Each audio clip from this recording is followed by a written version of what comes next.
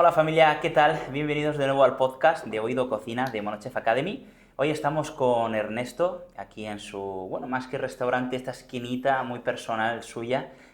Ha trabajado en grandes restaurantes, entre uno de ellos de Diverso, con David Muñoz, y nos va a contar un poco toda su experiencia, nos va a dar también consejos a la hora de emprender, a la hora de montar un negocio de hostelería. Y también nos va a hablar un poco de esa presión de la alta cocina, cómo llegó hasta aquí, hasta montar su restaurante. Y creo que es un tema que os va a gustar, os va a encantar. Y así que nada, os lo presento por aquí y me gustaría presentarte o que te presentaras primero contando quién eres y cómo nace tu pasión por la cocina. Bueno, buenos días a todos, Pedro, encantado de estar contigo aquí. Pues soy Ernesto Frutos, como has explicado, tengo allí un pequeño local en unas galerías comerciales en Alicante y yo creo que es algo que viene desde pequeño. Siempre digo que nunca he cocinado, nunca había cocinado hasta que fui cocinero, pero me encantaba comer, ha sido pasión siempre. En mi casa se ha comido muy bien, mi madre es de Navarra y señora mayor de Navarra, es casi imposible que no se cocine, que no cocinen bien. Y desde pequeño lo que pasa es que había que estudiar y no quería estudiar. Al no haber habido nunca un hostelero en mi familia, Sí. no sabía que podías empezar Fuiste el fregando primero. platos. El primero El primero. totalmente. Entonces luego entiendes que ha habido gente que ha empezado o fregando o Ajá. pelando patatas, Ajá. pero yo primero quería empezar estudiando, tener una formación y por eso empecé bastante más tarde de ¿Qué, lo qué, normal. qué, qué eras antes? O sea, ¿a qué te dedicabas antes?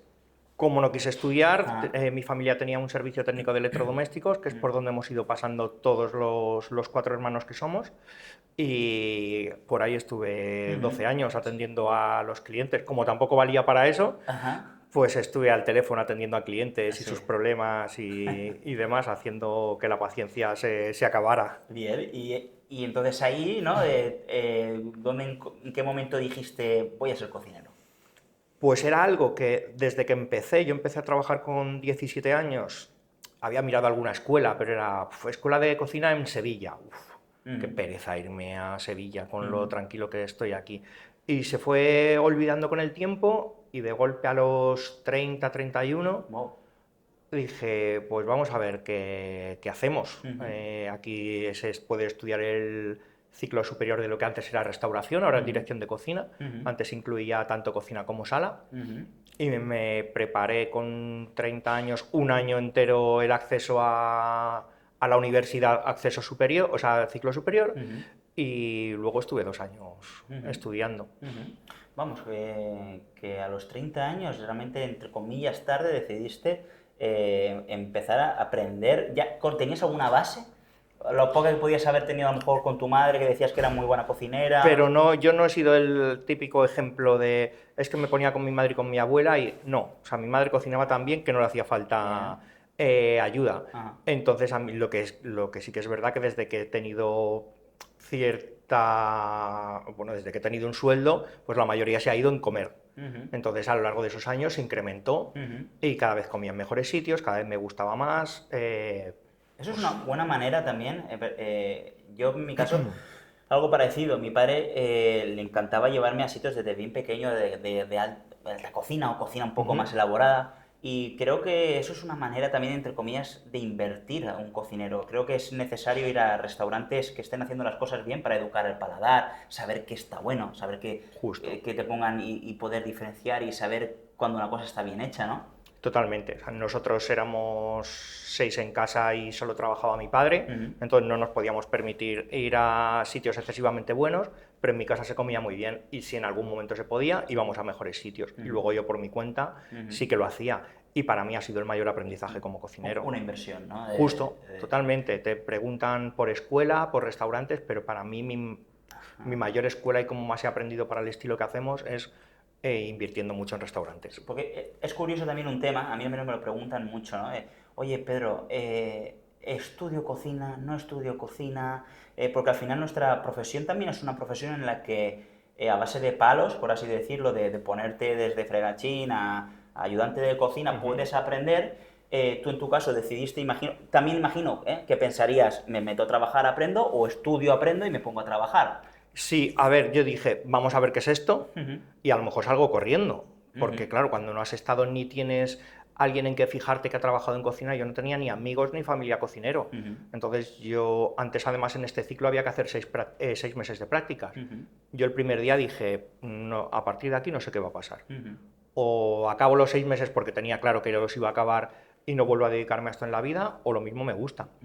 Porque al no tener nada con lo que compararte, no sabes lo que es este mundillo. Claro, Y tú es un mundo muy curioso. de cero absoluto. Totalmente. ¿Y cómo fue tu etapa de estudiante? O sea, ¿te enamoró desde el principio? Costó, porque además hablamos de un ciclo superior, Ajá. entonces se cocina lo justo. Claro, eso te iba a decir, porque el grado superior, exacto, tú en el grado medio, por así decirlo, es donde coges esas bases, esos conceptos un poco más básicos de la cocina, y en el superior incluso te diría que hay un gran parte del curso en el que está orientado a abrir un A negocio, gestión, tal a gestión, cual. ¿no? Claro, tú sales con una titulación que es técnico superior en restauración, es decir, vas a abrirte tu restaurante y sabes ser jefe de cocina. Yo hubo un par de veces que me planteé dejarlo porque además todo el acceso a la universidad lo hice sin números, es decir, lo primero que pensé es me quito matemáticas, solo quiero estudiar. Y el primer día o el segundo te pones a hacer ecuaciones y tablas de Excel para escandallos y demás, y hubo un par de veces que dije, lo dejo, pero no, ya también el que te pille como adulto cambia mucho la cosa. Hablando de escandallos, ¿qué importancia tiene el escandallo? ¿Qué dirías a la gente que está viendo? Lo es todo. Porque es que hay mucha gente que aún montando un negocio no sabe qué es un escandallo y luego dicen, uy, los números. ¿Puedes explicar a simple qué es un escandallo? Pues simplificándolo al máximo, el escandallo es lo que va a hacer que tu restaurante gane dinero, o si ganas dinero, que ganes más, o si no ganas mucho, que te haga cerrar el restaurante. Así es. Porque es el tener absolutamente todo el control, o el 90% del control, de lo que estás poniendo en la mesa. Genial. Y ahora, claro, has estudiado, ya has, digamos, hecho las prácticas. ¿Hiciste las prácticas en algún lugar en concreto? Sí, hice las prácticas en un restaurante vasco que había aquí, que me gustaba mucho, Katagorri. Ah, bien. Y luego me quedé un año aproximadamente más. Vale. Hice los 6 meses. Enseguida, como ya sabes que esto siempre faltan manos, pues yo las hacía de lunes a viernes, no, de martes a viernes, que era mi horario, Sí. y enseguida ya me quisieron contratar para los fines de semana también, porque no paraba de pasar gente. Claro. Y ya egoístamente para ellos les venía bien, yo iba a estar 6 meses, sí o sí. Entonces, bueno, pues en vez de pagar un extra, me pagaban a mí. Claro, ¿y en qué momento tú dijiste en esa época, aún no avanzamos mucho más, en qué momento tú decidiste, esto es lo mío, creo que tengo un talento, creo que me puedo dedicar a esto? Yo ahí de talento no tenía ni idea, Ajá. pero sí que es verdad que cada vez me iba gustando más. Sí. Entonces, tampoco nos dejaban expresar el talento de la manera que... Primero yo era un chico de prácticas, bueno, un hombre de prácticas, porque ya no era un chico, entonces tenía alguna responsabilidad más, me daban más responsabilidad, pero a nivel gastronómico no estaba muy limitado para algunas cosas. También por mi manera de ser, no soy muy tirado para adelante, entonces siempre cuesta un poco más. Pero yo ahí ya iba viendo que eso me iba gustando. En aquel entonces te ibas a imaginar que ibas a tener un restaurante recomendado por la guía Repsol. Ni de coña. Nada de esto, ¿no?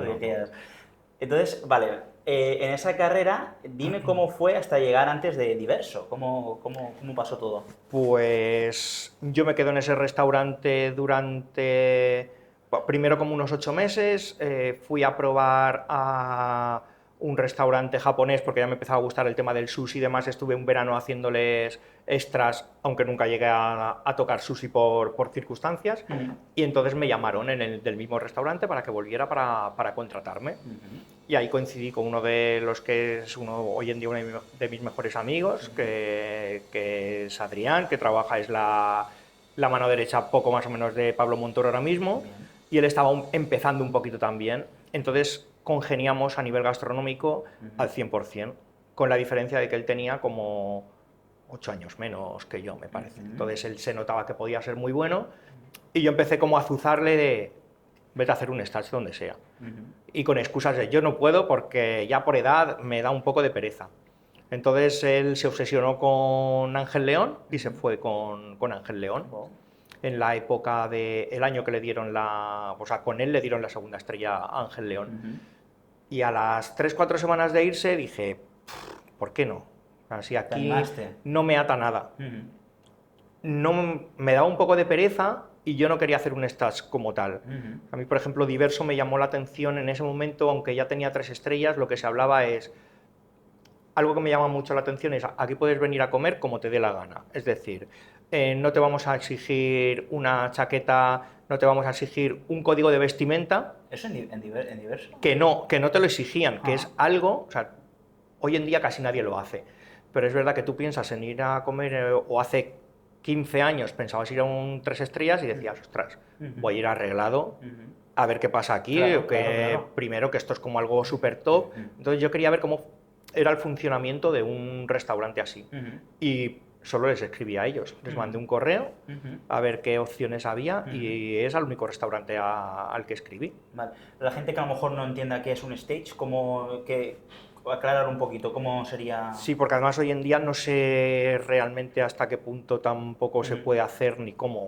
Pues un stage es lo que hemos hecho la mayoría de cocineros, que es ir a trabajar gratis Así por, es. por elección propia Eso es. al restaurante que te apetece. Normalmente lo que funcionaba era mando 20 currículums o 20 correos o en su momento 20 cartas y a ver quién me llama. Bien. ¿Y cómo fue en aquello? ¿En qué momento tú...? Joder, es que tiene que ser impresionante, ¿no? Estar en Diverso, creo que me has comentado que a lo mejor consiguieron ya la tercera estrella, ¿no? Justo, yo les escribí, si no recuerdo mal, en mayo o así, y estando en enero en Austria, en un concierto, Sí. estaba haciendo el trayecto hotel-aeropuerto y me llegó un correo. Ajá. O sea, yo pensaba que ya ni iban a contestar ni nada. Estas son nuestras condiciones, si quieres te vienes y si no, no, básicamente. Y empecé en mayo me parece, de 2014, perdón. Estuve allí y la verdad es que era otro mundo totalmente distinto. Sí. Sí. Antes de que me hables del mundo, ¿qué tal David Muñoz como jefe de cocina? Yo siempre digo que el respeto que le tengo a que no sé cómo serán ahora mismo las cosas en Diverso, pero en ese momento David trabajaba más que nadie. Sí. O sea, era...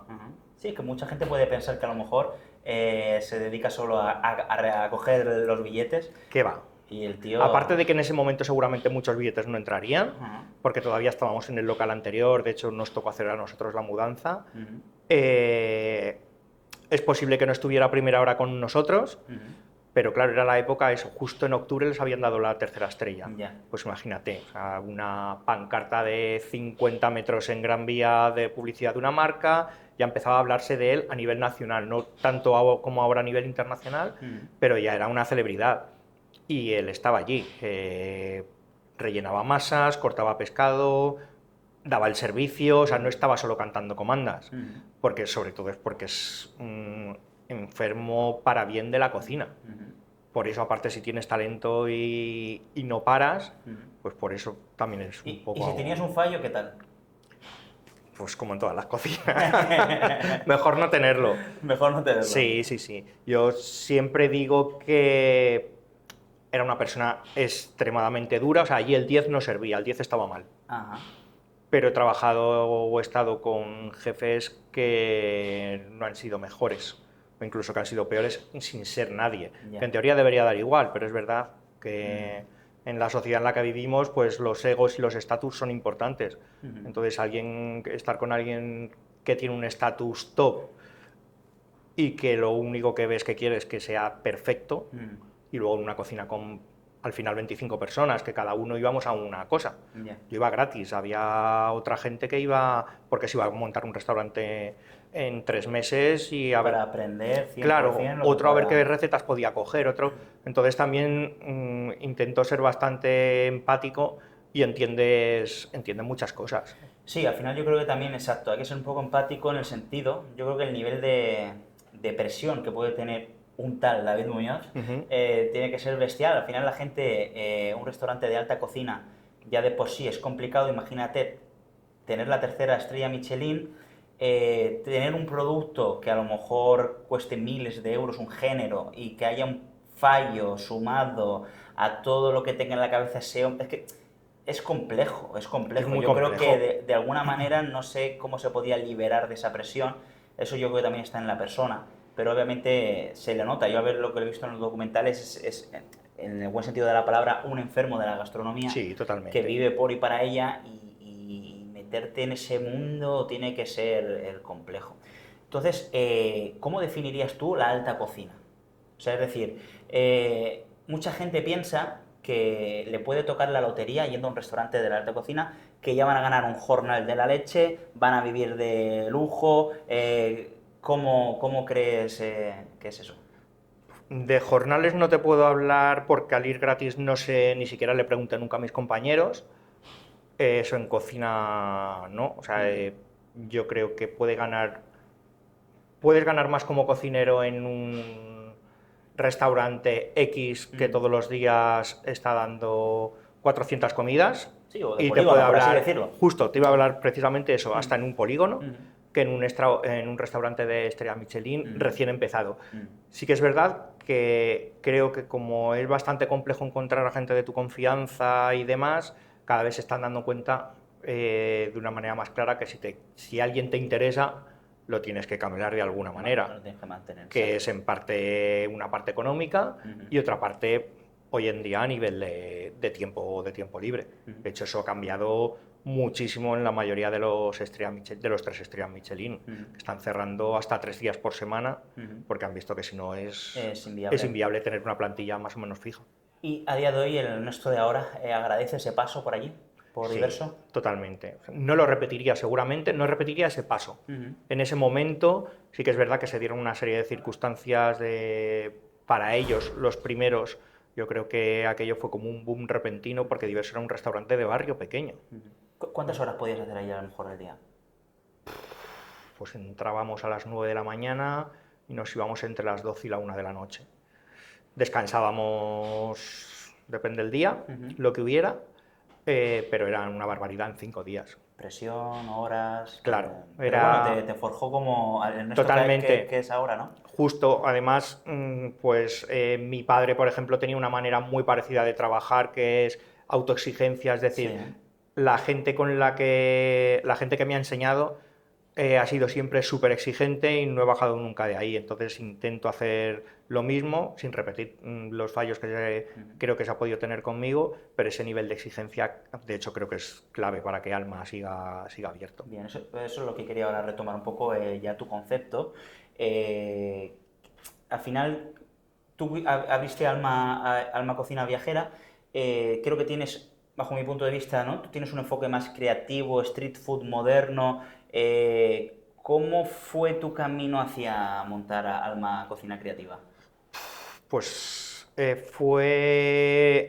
me llama un socio para montar un local, no sabemos ni qué, en unas galerías comerciales, cuando eso en Alicante no se estilaba mucho, pues estaba Katana en el mercado central y Sí, muy Katana. poco más, que David fue el primero en hacer algo parecido. Abrimos un local aquí mucho más informal, desayunos, sin tener ni idea de qué íbamos a hacer. Nos peleamos, como la mayoría de los socios, y yo tengo que tomar una decisión en 3 minutos, en 3-5 minutos, de qué hacemos con esto. O sea, no se puede traspasar, tenemos maquinaria con 9 meses de antigüedad, toda totalmente nueva, pues yo decidí quedármelo. Claro, me encanta porque estás definiendo perfectamente lo que es la hostelería. Es que es así. La gente se piensa, pero lo que te ha pasado, esto es algo más común de lo que parece, las horas hechas en Diverso, todo eso. Es un camino difícil. Sí. Es un camino que no es Es de un camino rosas. difícil. De hecho, bueno, pues de ese sábado hasta que abre Alma pasan 15 días. En los 15 días que pasan de la persona que yo quiero que sea mi jefa de sala, para que dé su plazo en el otro sitio donde estaba, abrimos y lo mismo, abrimos y vamos a ver qué pasa. Nunca he tenido un negocio. Tengo cierta formación, pero nunca he tenido un negocio ni la intención de tenerlo. Entonces vamos a ir intentándolo hacer de la mejor manera o de lo que yo considero la mejor manera, y vamos a ver qué va pasando con esto. Lo que pasa es que, bueno, pues a los 5 meses y medio llega una pandemia, Ya. a los 8 y pico otra vez nos vuelven a cerrar. O sea, nosotros de nuestro primer año y medio estuvimos cerrados creo que 7 meses. Uf. Por eso es tan importante la gestión, Sí, desde porque luego. si no hubiese estado cerrado. ¿Y cómo definirías tu estilo aquí en el restaurante?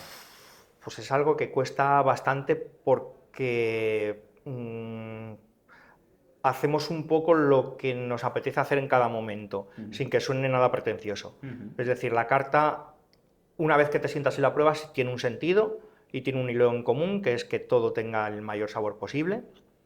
No es muy técnica, porque yo no soy un cocinero muy técnico, ahí sí que se nota la falta de haber tenido más maestros o de que en Diverso, en vez de haber sido el pringao que hacía, que estaba de stage, haber llegado ya como un cocinero, realmente.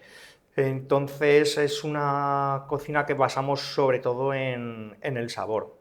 Tiene muchos ingredientes, pero intentamos que todos los ingredientes se noten, porque a mí me fastidia mucho ir a comerme un plato que me lo expliquen y me suene espectacular, y luego diga, me faltan 4 o 5 ingredientes por aquí.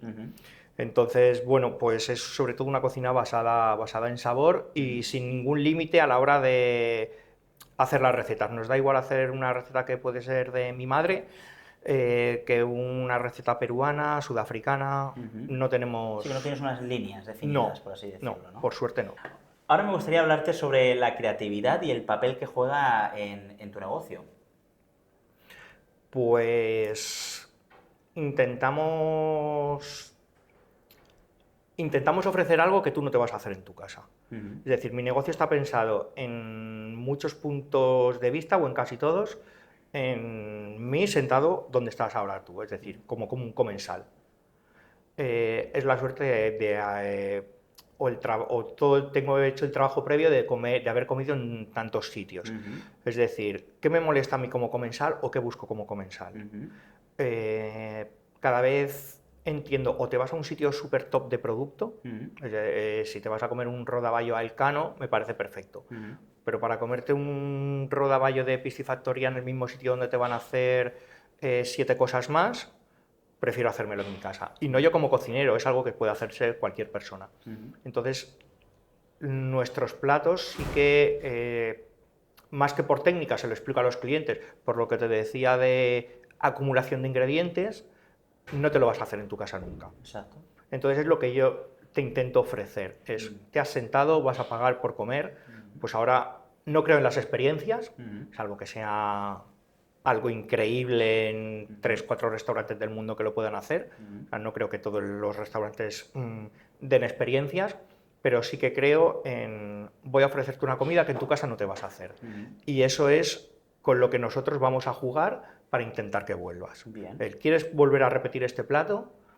Aunque sean, como te decía antes, unos callos, pues van a ser tan distintos, o vamos a intentar que sean tan distintos, que cuando los quieras repetir tengas que venir a morir aquí a comerlos de nuevo. O sea que tu creatividad proviene un poco desde el comensal, desde que se sienta en la mesa, intentas, digamos que tú a la hora de crear un plato ya estás pensando en eso, ¿no? En ese comensal, Tal cual. en cómo lo puede disfrutar, ¿no? Cómo coger y meter un poco ese efecto sorpresa, quizá también, ¿no? Que sea Justo. distinto a lo que siempre está acostumbrado a hacer. Eso es, para todo, desde qué nos falta de vajilla, nos pegaría, porque cuando empezamos bajo mínimos.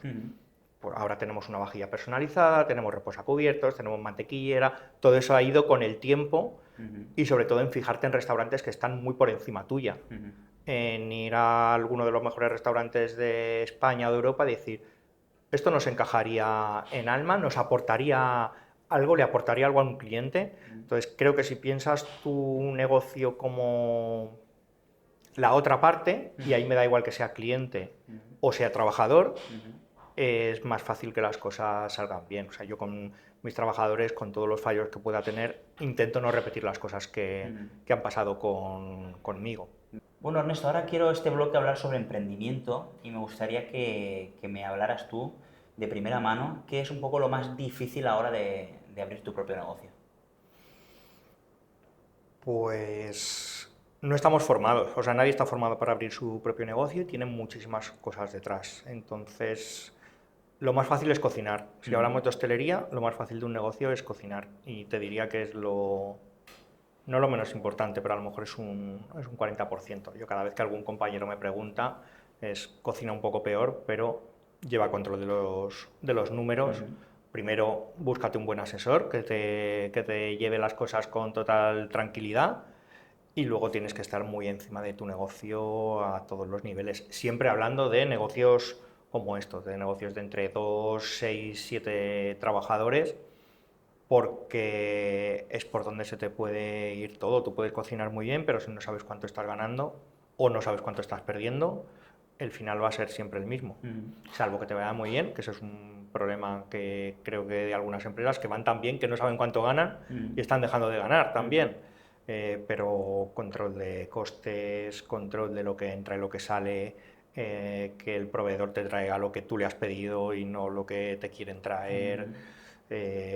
Hay muchas cosas detrás que no se suelen ver. Sí, diríamos que es la gestión en general, ¿no? La gestión es, para mí es un 80, 70% de lo que es el restaurante, tirando por lo bajo, porque incluso sabemos de sitios donde no se come tan bien o donde no quieren que se coma tan bien, porque no prima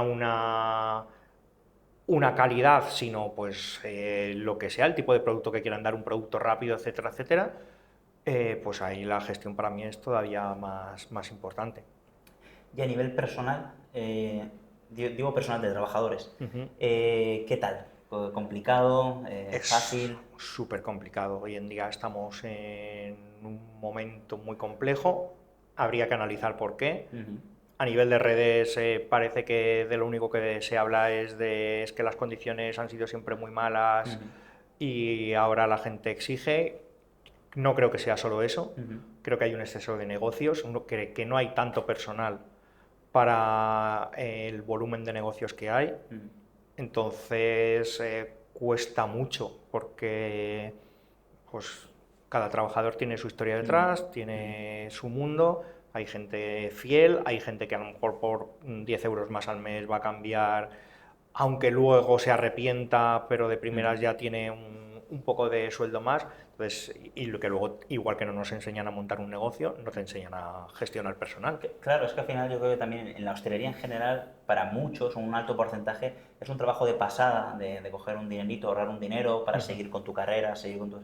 Entonces, eso lo convierte aún más complicado, porque esa vocación, quizás en un cocinero sí que pueda existir esa vocación, los camareros a lo mejor es un poco más complicado, ¿no? Es un poco más complejo, para mí debería ser igual. En Alicante tenemos una escuela que desde creo que el año 97 saca la misma cantidad de cocineros que de camareros, es decir, con la misma formación, tanto a nivel de titulación superior como a nivel de profesionalidad. Y sin embargo sigue pareciendo que camarero es alguien de paso, cuando puede ser igual de importante que nosotros en la cocina. O sea, tener un anfitrión en un sitio es lo que te puede hacer volver, por mucho que te dé yo bien o mal de comer, si te han tratado muy bien. De hecho, yo creo que cuando estamos acostumbrados a comer fuera, me refiero, cada vez nos choca más el tener un gran servicio. O sea, comes muy bien y es como, bueno, es normal, estoy pagando. Pero cuando te dan un gran servicio, dices, ostras. Qué raro. Pero eso yo creo que también viene mucho...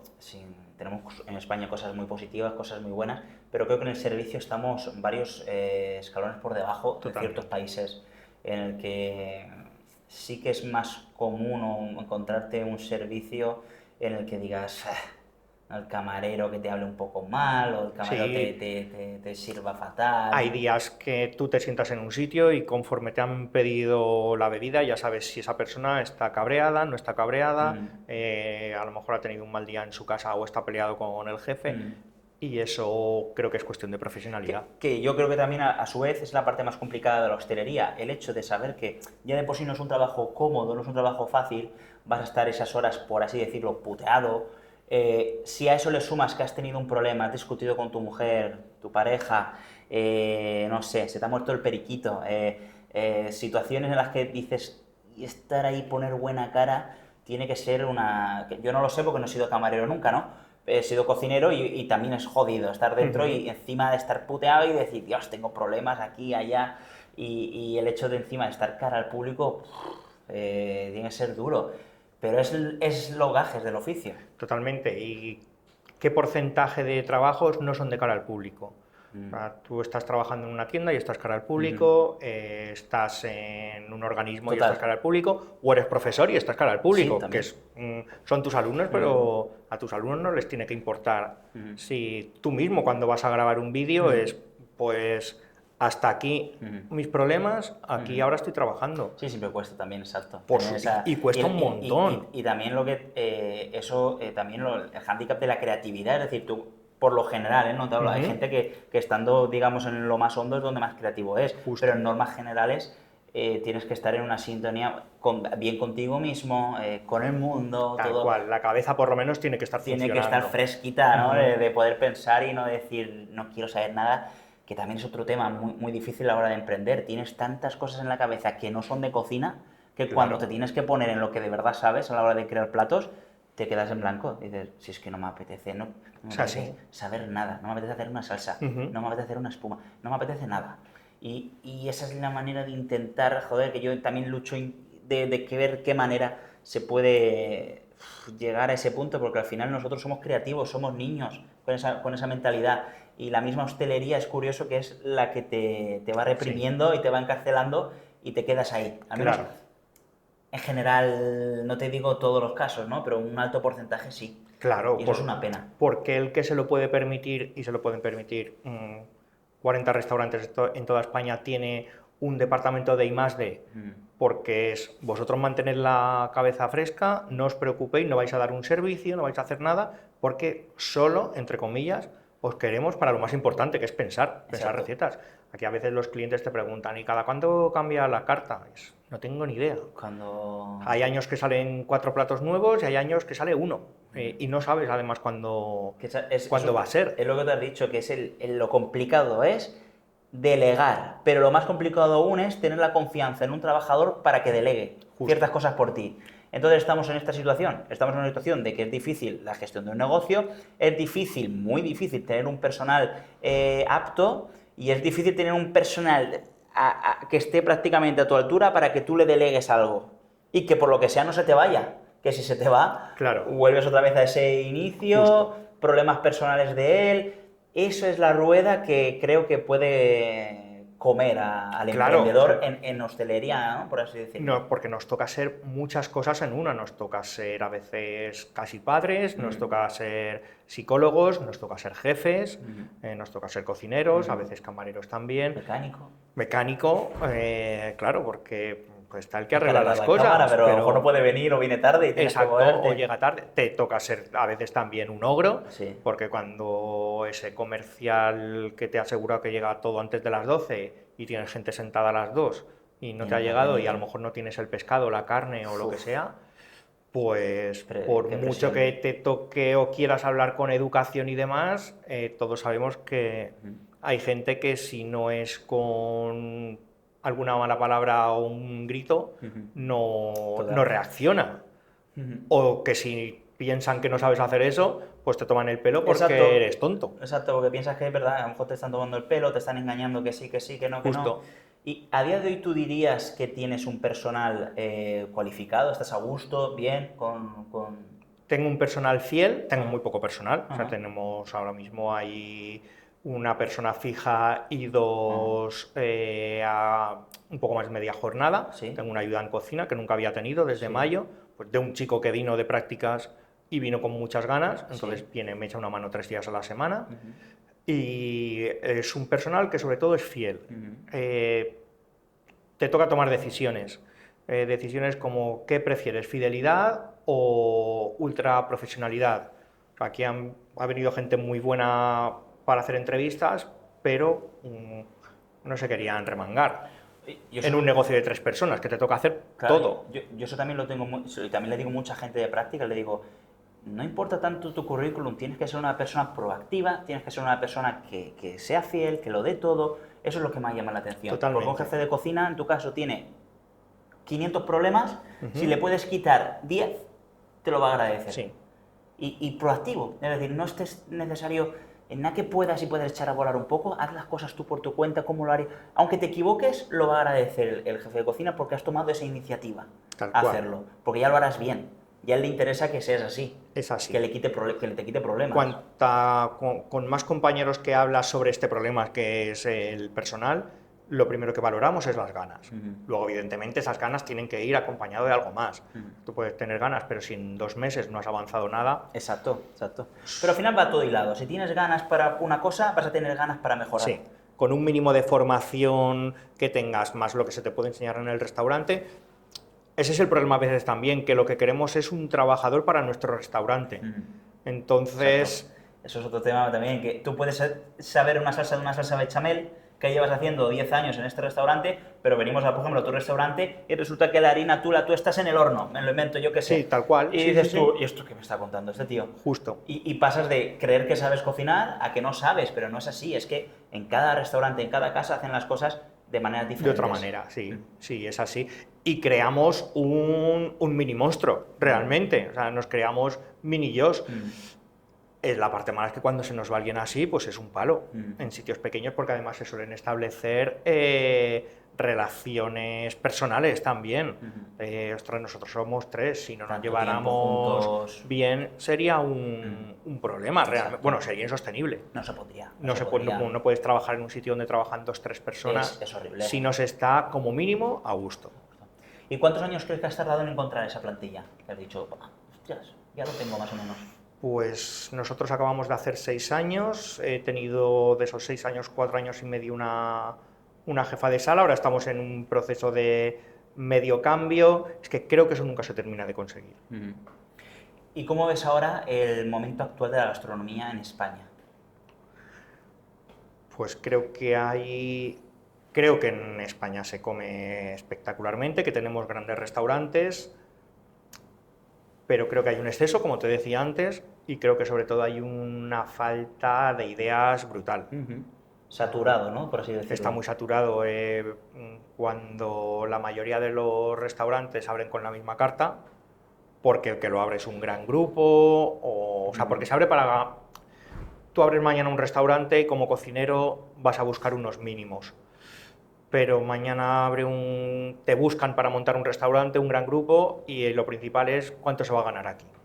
Entonces, por un lado es comprensible, porque es una empresa que igual que puede montar 7 zapaterías, va a montar 7 restaurantes, pero para mí como comensal me aburre y como cocinero me da pena, claro. Luego, tu restaurante ha sido recomendado por la guía Repsol. ¿Cómo supuso eso? Imagino que después de toda esta historia que ya nos has contado tú y Ernesto, de los inicios, empezar ahí, ¿no? A los 30 años, diverso, haber vivido la gastronomía pura y real, yo creo, en tu caso, de repente te llega ese regalo, ese premio. ¿Cómo fue para ti? ¿Te lo tomaste como, bueno, bien, o jolín, qué bien? Me costó aceptarlo. Hay un gen familiar en el que nos cuesta aceptar mucho los elogios.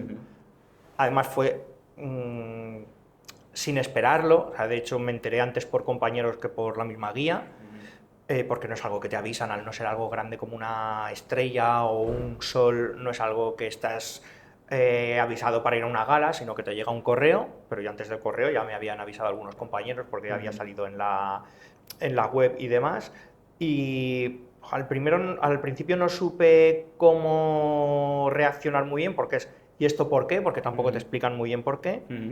Y luego, sobre todo, gracias a los compañeros, que cuando yo le intentaba quitar importancia, ellos me decían, ojo, mira dónde estás, mira lo que tienes alrededor, porque hemos estado solos en estas galerías comerciales durante 4 años y medio, con otro compañero de otro restaurante y ya está, los dos, uno en cada punta.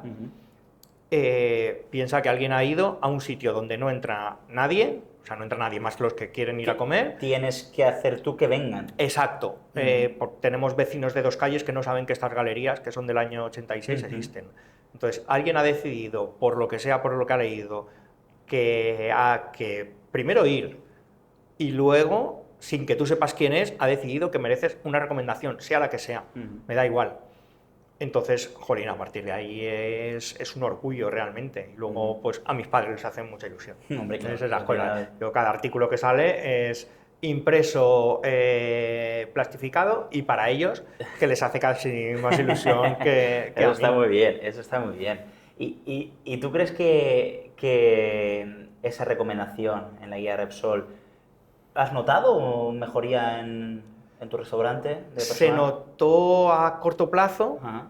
pero luego las cosas se olvidan enseguida. Sí. Y sí que es verdad que los frikis de la comida estamos mirando guías, ¿dónde vamos de vacaciones? Venga, primero a ver qué restaurante me apetece y luego decidimos la ciudad. Y miras guías, miras revistas, pero la mayoría de la gente no mira eso. Ajá. De hecho, ¿por qué, volviendo un poco atrás, por qué abren el 90% de los sitios con la misma carta?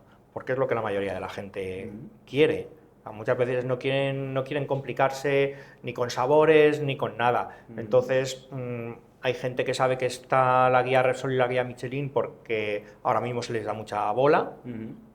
No, hace 20 años no sabíamos ni quién tenía una estrella, o hace 25 años. ¿Y crees, fíjate, esta pregunta se me ha ocurrido ahora sí un poco por encima, tú ves, séme totalmente sincero, ahora mismo, ¿qué crees que es más importante? ¿Esa guía Repsol o una recomendación del influencer de turno? ¿Qué quieres hacer con tu negocio? Es decir, si tu negocio va únicamente dirigido hacia la comida, quitando todo lo demás que hemos hablado de gestión y demás, pero si tú quieres que la gente que te venga es gente que disfruta con la comida y gente a la que le predomina una cultura gastronómica, por decirlo de alguna manera. Frikis gastronómicos, vamos. Sí, yo creo que una guía. Si quieres que tu sitio se llene a corto plazo, es posible que un influencer. Pero hay que llevar cuidado con qué influencer también. Hay influencers que están muy marcados para según qué segmento. Y no hablamos de nivel económico, ni mucho menos. Hablamos más del estilo de comida. Puedes tener millones de seguidores, pero pues ya como os he estado hablando de Diverso no va a tener un subidón de reservas porque el influencer de turno haya subido un vídeo, o que te dice Diverso, te dice Mugaris, o sitios con un estilo de comida distintos. Sin embargo, para no salirnos del grupo, seguramente a lo mejor sí esa noche en el Gocho se han hecho 1000 pedidos o 2000 más, porque es un tipo de comida mucho más asequible, e insisto, no económicamente, sino gustativamente. Bien, y ahora en toda esta carrera que tú has tenido, que yo le he visto, lo que me has comentado, un guerrero, has luchado, te has mantenido ahí, ponte ahora, hay un chico que entra por esta puerta y dice, oye, no sé qué hacer con mi vida, quiero estudiar cocina y quiero dedicarme a ello, tiene 17 años. ¿Qué le dices? Que se forme. Pero que sí, que lo haga o que no lo haga. Yo intento hablar con la mayor sinceridad cuando me lo preguntan. He tenido clientes, hijos de clientes de 15, 16 años estudiando, y yo no les desanimo porque yo no me arrepiento para nada. Yo te puedo contar 20.000 problemas y el final es, pero yo no me arrepiento y seguiría con este tipo de negocio, porque al final creo que compensa, pero tienes que tener muy claro dónde te metes. Ayer estuve hablando con una clienta cocinera bastante más joven y le dije, el día que quieras que nos sentemos a hablar de todo lo malo, lo hablamos, que lo bueno ya lo estás viendo, que es que te mola cocinar, tal, y espero cuando te plantees montar un negocio, porque a mí me hubiese encantado que alguien me cogiese y me dijera, vale, has tomado una decisión, en 2 semanas abres un restaurante, pero que sepas que esto es lo que te espera. Y no para asustar, sino para avisar. Porque aunque estemos avisados, nos va a venir algún golpe, nos viene igual. Encima, si estamos avisados de un 40%, va a doler menos. Vale, Ernesto, pues ahora te voy a hacer unas preguntas en las que tú solo vas a tener que decir verdad o falso. ¿Vale? Nada más. Vale. ¿Ok? Te voy a hacer las preguntas, son cortitas, y tú simplemente vas a decir verdad o falso. ¿Trabajar en alta cocina es más sacrificio que recompensa? Rápido. Falso. David Muñoz, ¿genio o sobrevalorado? Genio, total. En España, si eres joven y cocinas diferente, cuesta que te tomen en serio. Verdad. La mayoría de cocineros abren locales sin entender de negocio. Verdad. El street food ha superado a muchos restaurantes en creatividad. Verdad a medias. Un plato bonito vende más que uno sabroso. Verdad a medias. Las guías gastronómicas ya no tienen el peso que tenían hace 10 años. Verdad. Las redes sociales tienen más peso que las guías gastronómicas a día de hoy. Verdad a medias. El público español no arriesga lo suficiente al comer. Verdad. El mayor enemigo de un emprendedor gastronómico es la burocracia. Papeleos. Verdad a medias. En la cocina se sigue viendo demasiado el ego. Verdad. La sostenibilidad en muchos restaurantes es más marketing que realidad. Verdad 100%. El mercado de Alicante, en tu caso las galerías, ¿es el mejor sitio para emprender? Falso. Sí, ahora con lo que hemos hablado, claro que al final. Un buen plato puede salvar un mal servicio. Imagínate, tienes un menú de degustación que lo has hecho todo fatal, pero tienes un plato que lo has clavado.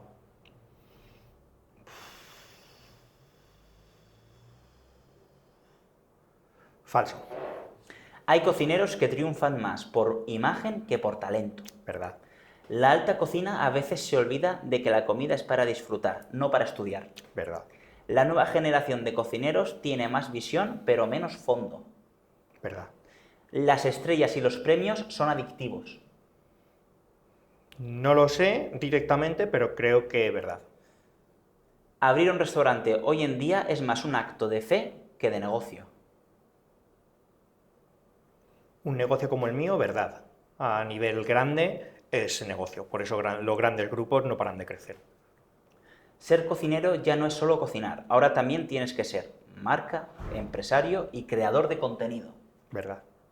Muy bien, pues ya hemos terminado lo que es la entrevista del podcast en general. Y nada, agradecerte tu sinceridad, toda tu historia. La verdad que me ha encantado hablar contigo. Igualmente. Se nota que tienes recorrido y tienes un sitio increíble. Que por cierto, ahora nos encantaría, por favor, que nos hicieras un poco un plato, por así decirlo, estrella o el que te apetezca de aquí de tu restaurante.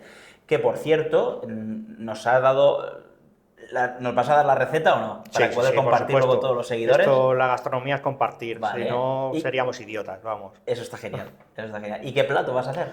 Pues vamos a hacer uno de los últimos platos que hemos puesto en carta, que es una molleja de vaca con un escabeche de fresas e hibiscus. Perfecto. Pues vamos Creo con que es ello. un plato interesante y que tiene ahí unas técnicas un poco chulas. Muy bien, pues nada, gracias Ernesto. Muchísimas Vamos con gracias, ello, ahora a mancharnos las manos. Muy bien. Aquí lo que vamos a hacer hoy es uno de los últimos platos de alga wakame, una col, y es súper sencillo. Acabamos con la molleja y no hay nada más. Cortaremos y nos iremos comiendo la ensalada, el escabeche y la molleja.